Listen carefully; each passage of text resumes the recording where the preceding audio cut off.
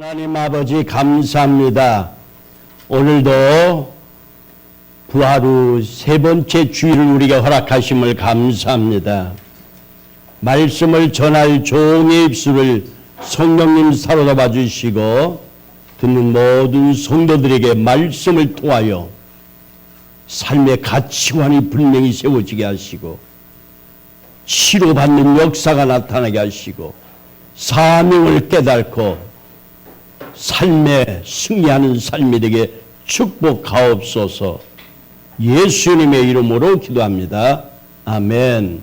할렐루야. 예수님 부활 후 이제 세 번째 주일입니다. 오늘 본문의 말씀에 사도 바울은 우리에게 간절히 원하는 말씀 중에 너희 안에 이 마음을 품으라 곧 그리스도 예수의 마음이니 빌립보서 2장 5절부터 오늘 우리에게 하나님의 영광이 나타나는 것까지 바울은 우리에게 귀한 말씀을 주십니다. 이 말씀은 예수님의 부활 후에 예수님의 부활을 증거하는 삶을 살아가는 성도들의 삶의 기초가 되는 마음의 자세가 어떠해야 될 것인가를 가르쳐주는 귀한 말씀입니다. 또 그리스도의 몸된 교회 안에서 성도들의 삶, 즉 교회는 믿음의 공동체인데 이 공동체 에클레시아가 일치가 되는 삶을 사는데 가장 기초가 되는 말씀이기도 하고 또 말씀 가운데 축복된 삶을 이루기 위해서 오늘 본문의 말씀은 너무 귀합니다. 말씀이 우리 마음 심령이 들어와서 그 말씀의 축복의 역사가 삶 속에 나타나기 위해서 우리는 마음 그릇이 어떠해야 하는가에 대해서 오늘 본문의 말씀은 너무 귀한 말씀으로 우리에게 주시는 말씀인 것입니다. 또 우리 삶 속에 날마다 하나님의 놀라운 기적을 창출해 나가기 위해서 거룩한 영이 흐르기 위해서는 우리 안에 거룩한 영이 흘러서 요단강이 갈라지는 기적을 맛보기 위해서는 오늘 본문의 말씀이 너무 귀한 말씀인 것입니다. 그리고 최종적으로 우리에게 그리스도의 형상을 이루기를 원하시는 주님의 뜻을 이루기 위해서 너무 귀한 것입니다. 바울은 그래서 너희 안에 이 마음을 품으라 곧 그리스도 예수의 마음이니 라고 선포합니다. 왜 이 말씀이 더 필요한가를 성경 구약 예레미야서 17장 9절에서 찾아볼 수가 있어요. 사람의 마음이 어떠한가를 말하고 있는데 만물보다 거짓되고 심히 부패한 것은 마음이라 누가 이를 알려마는 이라고 증거하고 있습니다. 사람의 마음이 그렇게 부패해 있다는 것입니다. 이건 예수 믿지 않는 사람 마음이기도 하지만 믿음을 가지고 있는 우리에게도 아직도 그 죄악성이 남아있는 걸 발견합니다. 그래서 바울은 로마서 7장에 이렇게 고백합니다. 오라 공간 사람이라다 내가 원하지 않은 악만을 행하는구나 라고 고백할 수밖에 없는 우리의 고백을 들을 수가 있는 것이죠. 예수님께서는 마태복음 15장 19절에 이렇게 말씀합니다. 마음에서 나오는 것은 악한 생각과 살인과 간음과 음란과 도적질과 거짓 증거와 해방이니 우리 마음에서 그런 악한 것, 더러운 것들이 흘러나오기 때문에 그런 마음을 가지고는 교회가 일치가 되는 한 마음을 가질 수도 없고 하나님의 말씀이 우리 안에서 역사할 수가 없고 거룩함으로 기적을 창출할 수 없기 때문에 바로 너희 안에 이 마음을 품으라 그리스도 예수의 마음이라고 오늘 말하고 있습니다. 그런데 자, 바울이 오늘 그 예수 그리스도의 마음을 품기 위하여 7절에 우리에게 너무 중요한 말씀을 하고 있어요. 그리스도께서 자기를 비워 종의 형체를 가져 사람들과 같이 되셨다라고 말합니다. 자기를 비워, 비움을 말합니다. 비움, 이것을 헬라어로는 케노시스라고 하는 뜻입니다. 말입니다. 케노시스, 즉 우리 마음을 비웠다고 하는 것입니다. 이것은 이 케노시스가 우리에게 주는 가장 중요한 단어가 있습니다. 그게 뭐냐면 성육신이라고 하는 말씀입니다. 성육신, 하나님께서, 예수 그리스도께서 하나님이시면서 인간의 육체를 입고 이 땅에 오신 거, 이것이야말로 예수님이 모든 걸 비우셨던 상태를 우리에게 말씀해주고 있는 것입니다. 하나님이시면서 어떻게 인간의 육체를 입고 이 땅에 오시겠습니까?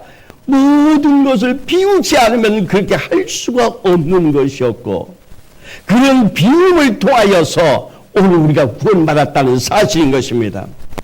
창조주가 피조물의 자리에 내려오신 것입니다. 하늘 부자를 버리고 죄인들이 사는 땅에 내려오신 것입니다. 이것이 바로 그리스도의 비우심인 것입니다. 이게 바로 케노시스, 비움인 것입니다.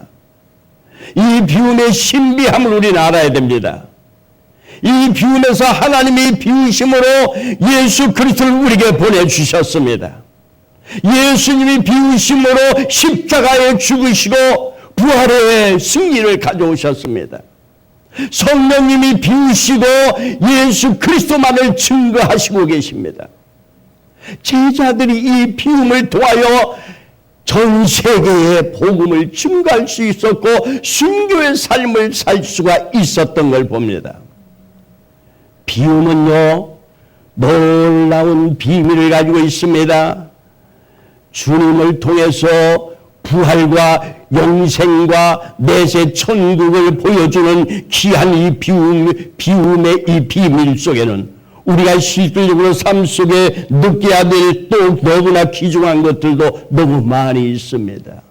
우리가 믿음의 생활하면서 손해봐야 될 때 손해볼 수 있는 거, 참아야 될 때 참을 수 있는 거, 인내하고 용서하고 희생하고 절제하고 섬기고 나누고 베풀고 겸손하고 사랑을 베풀고 순종할 수 있는 모든 단어들이 비움을 통해서 이루어지는 단어이기 때문에 여러분, 비우지 않고서는 바른 신앙생활을 할 수도 없고 우리가 부활의 신앙을 증거할 수가 없기 때문에 오늘 그 비움을 통하여 그리스도의 마음을 우리가 품어야 된다는 것입니다.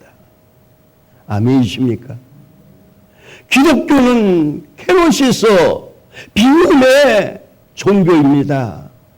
비움으로 말미암아 채워지는 예수 그리스도의 마음, 형상인 것입니다.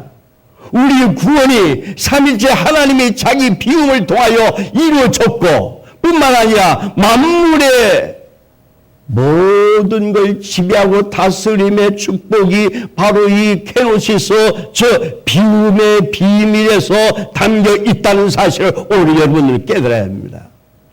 예수 믿었으면 축복을 받는다고 그래요. 예수 믿으면 기적을 일어난다고 그래요. 맞습니까? 예수 안에서 축복과 기적이 나타난 걸 믿습니까? 근데 왜 나에게는 그게 안 나타나는가? 회의적인 신앙을 가질 때가 많습니다. 왜 안 나타날까요? 그건 내가 비움이 없었기 때문에 그렇습니다. 비워야만이 하나님 말씀이 내게 들어와서 역사하시기 때문인 것입니다. 그래서 이 비움은요, 능력과 축복이 우리 안에 나타나게 하는 놀라운 비밀을 가지고 있습니다. 그래서 예수님은 죽고 다는 자가 살 것이라고 했고 좁은 문으로 들어가는 자가 복되다고 했고 주는 자가 받는 것보다 더 복되다고 말씀하신 것입니다. 그런데 자기를 비우면 실질적으로 손해볼 때도 있고 너무 힘들 때도 많이 있고 고난도 많이 있을 수 있습니다. 그러나 그 비움을 통하여 진정으로 그리스도의 마음이 들어오기만 하면은 우리 삶 속에 놀라운 역사들, 평안의 역사들, 평온의 역사들, 축복의 역사들, 기적의 역사가 나타나는 것입니다. 그리스도의 마음이 어떤 마음입니까? 죄인들을 사랑하사 하나님의 말씀에 죽기까지 순종하셨던 예수 그리스도, 그것을 말하고 있습니다.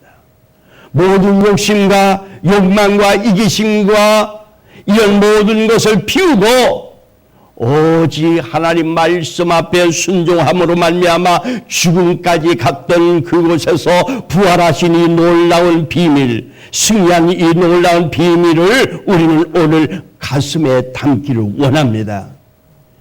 이 마음을 품고 살아갈 때에 비로소 주님께서 영광을 받으시고 하나님 아버지께 영광을 돌려드리는 삶을 살 수가 있는 거예요. 우리가 오늘 본문에 하나님의 영광을 말씀하고 있는데 우리의 목적이, 우리 삶의 목적이 무엇입니까? 하나님 앞에 영광을 돌리는 것이 우리의 삶의 목적이 아닙니까? 이사야 43장에 우리를 창조하신 것도 하나님의 영광을 위하여 창조했다고 했고, 예수 그리스도께서 핏값으로 우리를 사신 것은 고린도후서 6장 20절에 영광 받으시기 위하여 우리를 예수 그리스도의 보혈로 사서 하나님의 자녀 삼으신 것을 말씀합니다. 아멘이십니까?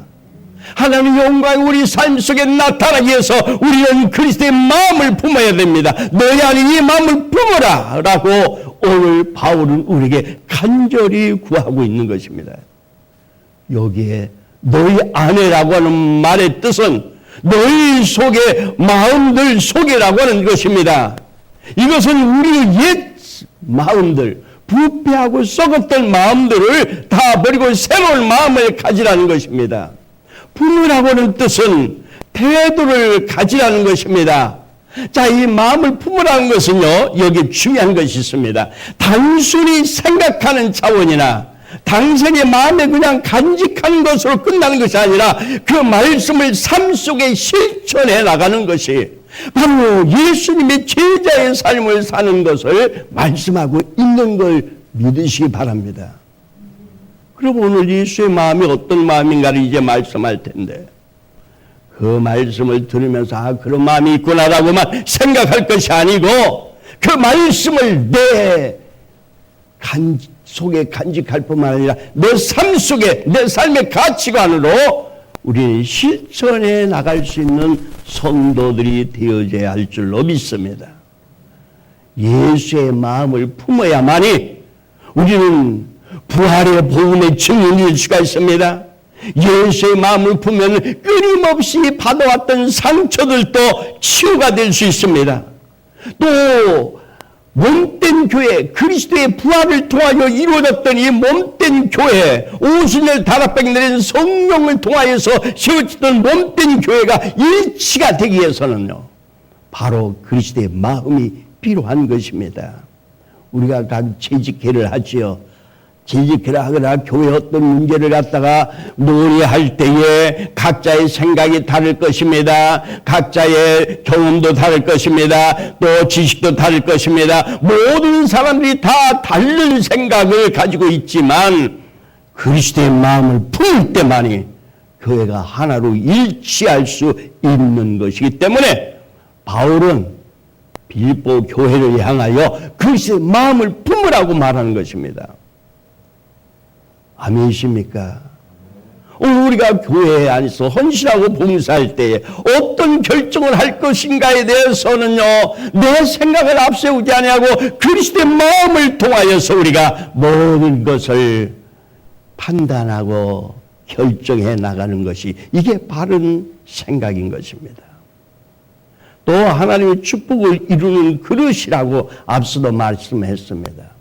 우리는 믿음의 생활하면서 신명기서 28장에 보면 하나님의 말씀을 마음에 새기고 말씀대로 살아갈 때 축복을 주신다고 했는데, 하나님의 말씀이 내 안에 역사하고 순종하고 말씀대로 살아갈 수 있는 길은 오직 그리스도의 마음을 품는 길밖에 없기 때문이죠. 축복을 위한 하나님의 계획이 우리에게 있습니다. 하나님 우리를 축복해 줄 계획을 세워놨습니다.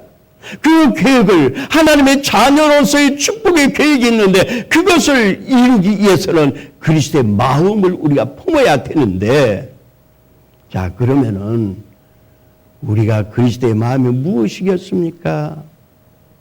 마태복음 11장 29절에 이렇게 말합니다.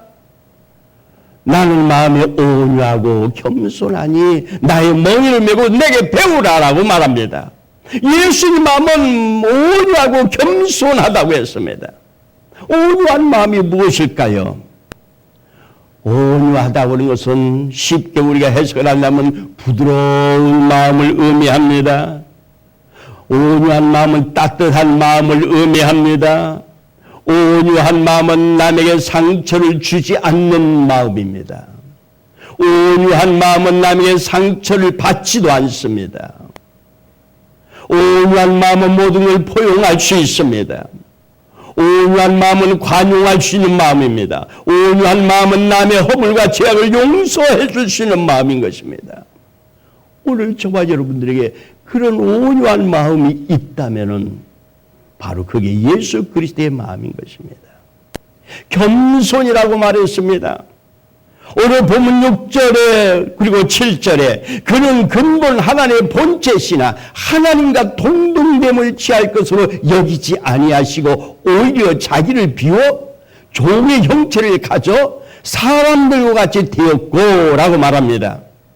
예수님이요 그 근본 하나님의 본체를 버리고 오신 이 겸손함, 여기 근본이라고 말은 존재 그 자체를 말합니다. 즉 신적인 자체, 하나님이셨던 그 모습을 말하는 것입니다. 이것은 곧 예수 그리스도께서 신성이었었지만 하나님이셨지만 그 하나님의 본체를 버리고 이 땅에 오셨어요. 여기 자기를 비워라고 하는 말은 자신의 신성을 내려놓았다고 하는 것입니다. 이는 곧 이전의 존귀와 영광된 모습을 버리고 인간 본성의 누더기 옷을 입고 이 땅에 오셨다는 것입니다. 얼마나 겸손하신 분이십니까? 예수님은 종의 형체를 가졌는데 이는 겉모양만 종이 되었다는 것이 아니라 종의 본질적인 속성을 예수님은 가지고 오셨어요. 그래서 예수님은 우리 연약함을 치유하셨다고 그랬어요. 우리 인간이 겪는 고통과 아픔을 예수님 다 치유하셨던 분이십니다. 그래서 십자가 위에서 고난을 받으셨을 때 신성적인 것만 가지고 있었다면 고난이 있을 수가 없었습니다. 그러나 인간이 받아야 할 고난을 다 겪으셨습니다. 만유를 통치하시는 주께서 종이 되셨습니다. 만왕의 왕이신 예수님께서 종으로 오셨습니다. 그러나 죄가 없는 분으로 오셨다는 것입니다. 아멘이십니까? 예수님은 우리를 위하여서 하늘 보좌를 버리고 이 맑고 낮은 곳에 오신 겸손함을 우리에게 보여주셨습니다. 뿐만 아니라 우리가 일상생활에서 날마다 필요하고 늘 일상생활에서 거기에 매기 쉬운 물질 문제, 무엇을 먹을까 뭘 입을까 하는 그 문제를 해결해 주시기 위하여 이 땅에 오셨다고 고린도후서 8장 9절에 말씀하십니다. 고린도후서 8장 9절에 부요하신 자로서 저를 위하여 가난하게 되심은 그의 가난함을 인하여 너희로 부유케 하려 하심이라. 예수님은 우리 가난을 담당해 버리셨습니다. 예수님은 우리에게 천국을 주시기 위하여 지옥의 고통을 맛봐 무덤 속에까지 들어가셨습니다. 무덤 속에 들어갈 때도 무덤 하나 살 돈이 없어서 남의 빌린 무덤에 들어가셨죠. 예수님은 자기의 생명을 십자가에 던지심으로 메말라버린 우리 생명의 영생으로 풍성해지고 해주셨던 것입니다. 예수는 우리를 부욕케 하시려고 철저히 가난하셨고 우리가 가야 될 지옥에까지 가셨던 예수님, 그 예수님의 겸손함을 우리도 본받아야 됩니다.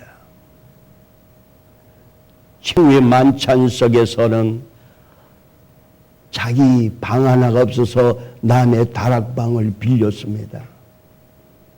창조주, 모든 만물의 주인이신 그가 그의 앞으로 등기가 하나도 돼 있는 것이 없어서 강단도 없어서 그저 들에서 설교했습니다.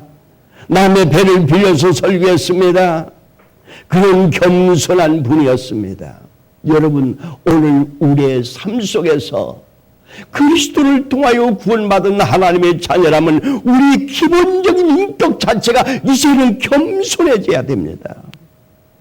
겸손을 통하여서 하나님께 영광을 돌리게 되는 것입니다.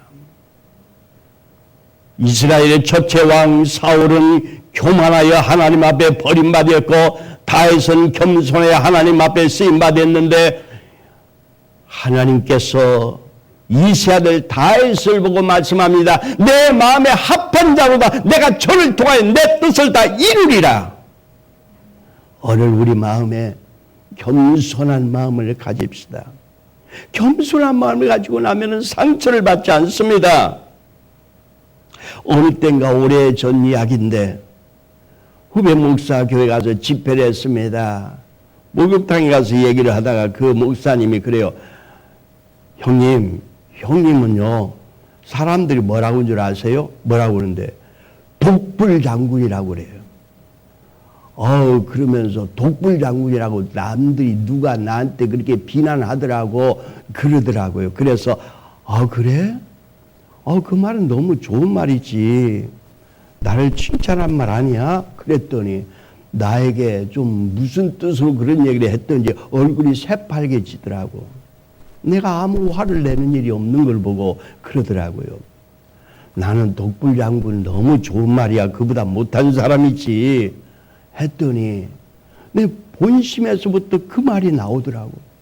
그랬더니 아무 말도 못하더라고요. 여러분들, 나를 낮추고 나면은 내가 상처받을 일이 없더라고요. 무디가 그랬다고 했죠. 설교를 끝내고 내려왔더니 한 유명한 교수가 오늘 선생님에게 많은 은혜를 받았지만 그 설교 중에 30번의 단어가 틀렸습니다. 30번이나요? 그전에는 50번 틀렸는데 기도 많이 좋아졌네요. 어떤 분이 와서 무디에게 당신 옛날에 양화점이나 하던 사람 아니냐고. 무슨 양화점을 해요? 구두 수선을 했죠. 자기를 낮춰버리고 나면은 상처받을 일이 없더라고요. 오늘 여러분들 수없이 부부끼리도, 가족끼리, 형제끼리도, 동기간이도, 동기 목사님 가운데서도 왜 그렇게 마음에 상처들을 많이 받느냐 하면 이 자존심 때문에 내가 겸손해져 버리면 받지 못할, 안 받을 상처들이 얼마나 많은지 몰라요. 여러분, 겸손해져 봅시다. 숱한 상처는 아무것도 아닙니다. 그리고 예수님은 겸손함을 통하여 우리에게 너무 귀한 신앙의 속성을 우리에게 줬습니다. 그건 뭐냐면 순종하는 마음입니다. 겸손은 순종을 만들어내더라고요. 순종과 축복은 너무 귀한 것입니다. 그런데 오늘 본문에 보니까 예수님은 순종보다 더한 복종하였다고 했습니다. 복종의 마음을 가졌다고 했어요. 순종은요, 내가 이해할 수 있는 것 중에서 아멘 하는 것을 순종이라고 한다면, 복종은요, 도저히 머리로 이해가 되지 않는 것, 도저히 용납할 수 없는 것까지라도 아멘하고 따라가는 걸 복종이라고 하는 거예요. 오늘 본문 8절에 사람의 모양으로 나타났음에 자기를 낮추시고 죽기까지 복종하셨으니, 예수님은 어떻게 해요? 죽기까지 복종하셨으니. 여러분, 죽기까지 복종했던 예수님, 우리는 그렇게까지는 못할 수 있습니다. 그러나 믿음 안에서, 말씀 안에서 말씀을 들을 때 아멘하고 순종할 수 있는 데까지는 가야 되지 않겠습니까? 로마서 8장이 다 그리스도인이 아니고 그리스도의 영을 받은 자만이 그리스도인이라고 했습니다. 그리스도의 영은 바로 순종의 영이라고 했습니다. 예수 그리스도의 영을 받는 자들은, 성령을 받은 자들은 순종이 따릅니다. 사무엘상 25장 22절에 순종은 제사보다 낫다고 했습니다. 그러므로 예수님이 나를 따라오라고 할 때 아멘 주여 라고 따라갈 수 있는 성도가 되어져야 됩니다. 말씀 앞에 순종하는 것은 우리가 이게 기본적인 신앙이라서 축복받을 심령인 것입니다. 주의를 거룩히 지키라고 했으므로 순종하는 것입니다. 서로 사랑하라고 했기 때문에 사랑할 뿐인 것입니다. 시험에 들지 않게 깨어 있으라고 했기 때문에 깨어 있는 것입니다.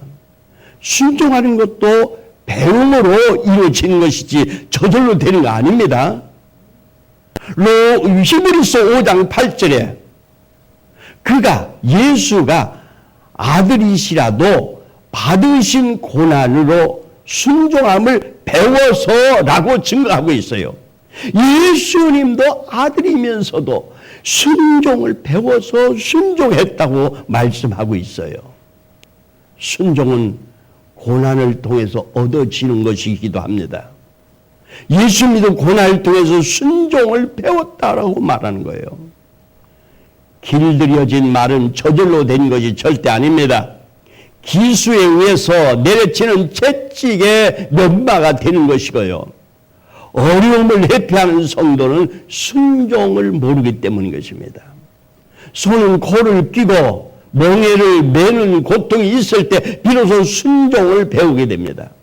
순종이 처음에는 힘들지만 그것이 명마가 되는 길입니다. 순종이 처음에는 힘들지만 그것이 하나님의 축복을 받는 비결이거든요. 또한 성도는 순종으로 하나님의 거룩한 백성이 되는 것입니다. 여러분들에게 어떤 고난이 있습니까? 또 고난이 올 수도 있습니까? 그렇다면 그것을 두려울 필요가 없습니다. 그 고난을 통하여서 우리는 순종을 배우게 됩니다. 우리는 그 순종을 통하여 하나님 말씀이 내 안에서 이루어지는 축복의 역사가 일어나는 줄로 믿어지시면 아멘 합시다. 오늘날 이 시대에는 모든 사람들이 개척교회를 회피한다고 합니다. 그 이유는 개척교회는 정신적으로 물질적으로 고난이 많기 때문이라고 합니다. 사실은 개척교회를 섬기는 것이 얼마나 하나님 앞에 큰 축복인가를 모르기 때문에 그러는 것입니다. 우리 연령교회 성도들은요, 우리는 세상에 좋은 걸 회피하고 고난을 자처했습니다. 그거 한 가지만 갖고도 하나님은 우리에게 축복해 주실 하나의 요소를 만들어 주셨습니다. 주를 위한 일로 인하여 당하는 고난을 회피하지 마세요. 로마서 8장 17절에 이렇게 말합니다. 자녀이면 또한 후사 곧 하나님의 후사요 그리스도와 함께한 후사니 우리가 그와 함께 영광을 받게 하여 고난도 함께 받아야 될 것이라. 우리가 영광을 받게 하여 고난도 함께 받을 것이라. 로마서 8장 18절에 더 귀한 말씀을 하십니다. 생각건대 현재의 고난은 장차 우리에게 나타날 영광과 좋게 비교할 수 없도다. 우리가 받을 앞으로 영광은 너무너무 어마어마한 것이기 때문에 지금 우리가 받는 고난은 비교가 되지 않는다는 것이죠. 베드로전서 3장 14절에 그러나 의를 위하여 고난을 받으면 복이 있는 자니 복음을 위하여 고난받으면 복이 있는 자니. 베드로전서 2장 19절에 애매히 고난을 받아도 하나님을 생각함으로 슬픔을 참는 이는 아름다우나 애매하게 고난을 받아도 하나님을 생각하고 슬픔을 참으면 아름답다고 했습니다. 그런데 하물며 오직 선을 행함으로 고난을 받고 참으면 이는 하나님 앞에 아름다우니라. 할렐루야. 골로새서 1장 24절 나는 이제 너희를 위하여 받는 괴로움을 기뻐하고 그리스도의 남은 고난을 그의 몸된 교회를 위하여 내 육체에 채우노라. 바울의 고백인 것입니다. 이사야서 1장 19절에는 순종하는 자들의 축복에 대해서 말하고 있습니다. 너희가 즐겨 순종하면 땅의 아름다운 소산을 먹을 것이요 너희가 거절하여 배반하면 칼에 삼키우리라. 여호와의 입의 말씀이니라. 사랑하는 여러분들이요, 예수님은 우리를 위하여서, 우리를 구원하게 하여 하나님 말씀 앞에 철저하게 순종하고 희생했습니다. 그 희생이야말로 우리를 구원하신 사건입니다. 오늘 본문 8절에 곧 십자가의 죽으심이라 하였습니다. 죽기까지 희생했던 예수님의 희생의 마음, 그것이 오늘 저와 여러분들에게 있기를 원합니다. 요한일서 3장 16절에 이렇게 말합니다. 그가 우리를 위하여 목숨을 버리셨으니 우리가 이로써 사랑을 알고 우리도 형제를 위하여 목숨을 버리는 것이 마땅하니라. 사랑하는 여러분들이요, 가정 안에 분열이 있습니까? 직장 안에서 분열이 있습니까? 교회 안에서 분열을 느낄 때가 있습니까?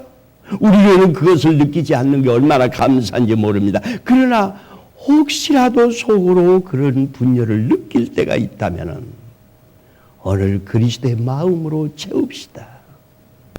그리스도의 마음으로 채우신다면 내 마음에 갈등이나 해이나 어떤 분열이 있을 수가 없는 것입니다.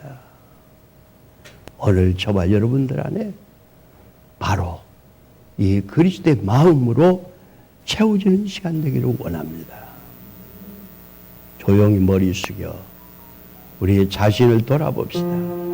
우리 마음속에 그리스도의 마음이 있습니까?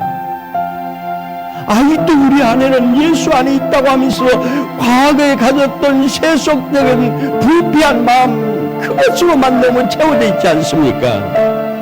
그래서 날마다 예수의 볼로 씻고 십자가는 나를 날마다 내려놓고 나를 죽이고 나를 비우고 나를 비움으로 인해서 내 안에 그리스도의 마음으로 채워지는 시간 되기를 원합니다.